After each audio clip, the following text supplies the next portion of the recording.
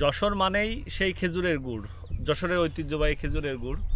আজকে চলে আসছি সেই খেজুরের গুড়ের যে আস্থানা, আসলে খেজুর গাছেরও আস্থানা। এদিকে যত দূর চোখ যাবে, এই রাস্তাটা যত দূর চোখ যাবে আপনারা এখানে দেখতে পাচ্ছেন সারি সারি খেজুরের গাছ। এদিকে মোটামুটি 1 কিলোমিটারেরও বেশি হবে, এদিকে শুধু গাছ আর গাছ। আবার আমার এই দিকটাই দেখতে পাবেন, এদিকেও কিন্তু সেই একই অবস্থা, সেই গাছ, খেজুরের গাছ।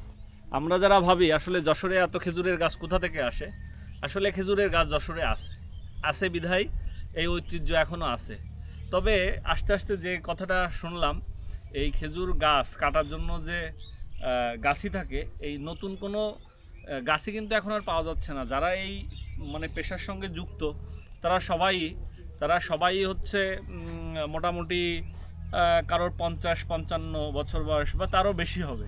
কিন্তু আমাদের প্রজন্মের যারা আছে তারা কিন্তু এই পেশায় কেউ যুক্ত হচ্ছে না। তো ভবিষ্যতে কিন্তু এই পেশা আসলে বা এই যশোরের এই যে ঐতিহ্য ধরে রাখা একটা হুমকির মুখে পড়বে। কারণ এখান থেকে 10 বছর পরে হয়তো আর এই মানে যে গাছই খুঁজে পাওয়া যাচ্ছে না। তো তখন কিন্তু এই সারা বাংলাদেশের মানুষ যে খেজুরের গুড় খায়, এটা কিন্তু তখন আর হবে না। তো এই ব্যাপারটা আজকে বিকালটা আমার খুব সুন্দর কাটলো, খুবই ভালো লাগতেছে। তো চেষ্টা করবো এখানে ভোরে আসার জন্য। মানে আমি আসলে বিশ্বাস করি এখানে খুব ভোরে আসলে টাটকা খেজুরের রস খাওয়া যাবে এবং মানে মনটাও একদম মানে পরিপূর্ণ হয়ে যাবে। তো এখন আসছি বিকালবেলা, যদিও বেশ ভালোই লাগতেছে।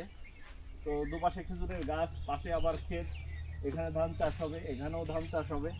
এখানে এই যে ছোট গাছে ভাড় পাতা হয়েছে, রস পড়তেছে দেখা যাচ্ছে। তো এখন আর রস খাওয়া যাবে না, যেহেতু এখানে গাছই নাই, না বলে তো আর খাওয়া যাবে না।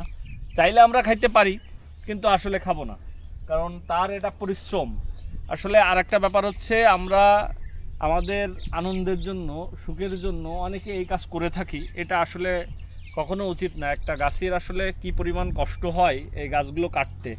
তারপরেও আমরা দেখা যায় আমরা মজার ছলে বন্ধুরা আনন্দ করতে যে এই রসগুলো চুরি করে খেয়ে ফেলি। এটা আসলে কখনো উচিত না, এটা আসলে কখনোই উচিত না, এটা আসলেই খুবই খারাপ। তো এইটা থেকে আমরা অবশ্যই বিরত থাকবো, এটা কখনোই কাম্য না। এই কারোর গাছের রস চুরি করে খাওয়া এটা আসলে কখনোই উচিত না, কারণ তাদের অনেক পরিশ্রমের ফসল এইটা।